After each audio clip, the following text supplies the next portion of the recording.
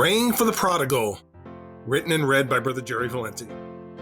Jesus continues to address the Pharisees who have been critical of him spending time with sinful people.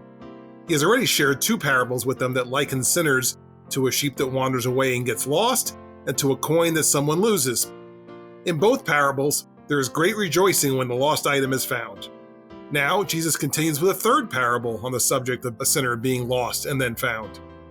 In this parable, a man, representing God, has two sons living with him. The younger son decides to leave home, so he asks for his half of his father's inheritance and then departs.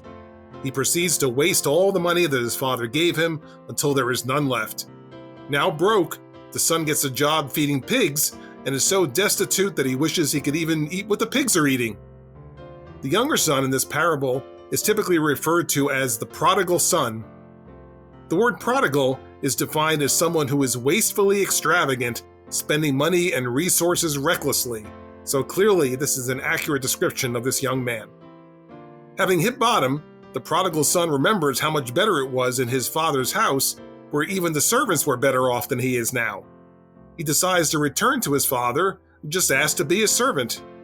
However, when the father sees his son returning, he runs out and hugs him, welcomes his son home, and throws a huge party to celebrate.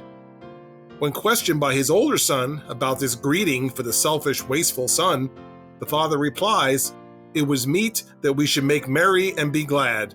For this thy brother was dead and is alive again, and was lost and is found." Luke 15:32. Based on the audience for this parable, and it being grouped with the parables of the lost sheep and the lost coin, it seems likely that Jesus is also using the prodigal son to represent people who have never given their lives to the Lord and are thus classified as sinners.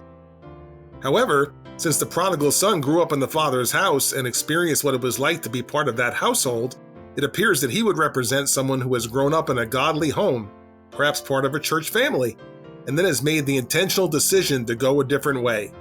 So, after being exposed to godly teaching and witnessing blessings of God and having the gift of salvation offered on a silver platter, the prodigal chooses to waste it all by living a life separate from God.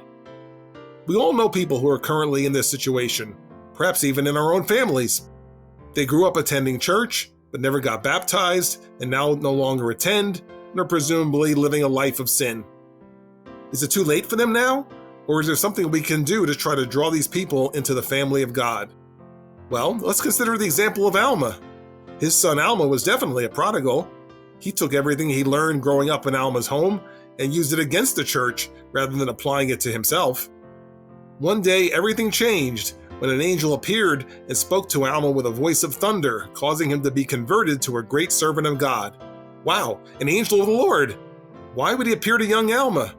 Well, as the angel explained to him, "Behold, the Lord hath heard the prayers of his people, and also the prayers of his servant Alma, who is thy father.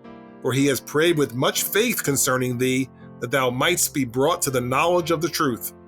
Therefore, for this purpose have I come to convince thee of the power and authority of God, that the prayers of his servants might be answered according to their faith."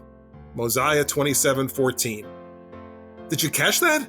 God sent an angel to young Alma in order to answer the prayers of faith offered by his father Alma.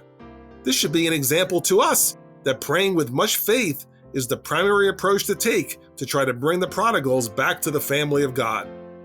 So, lift up the names of your favorite prodigals in prayer.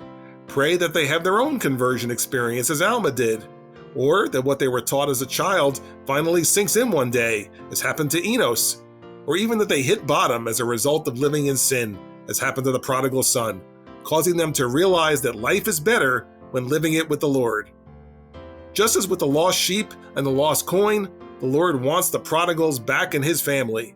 He's ready to celebrate when they return. So don't give up on praying for the prodigals. God may well send an angel to convince them of his power, such that your prayers can be answered according to your faith.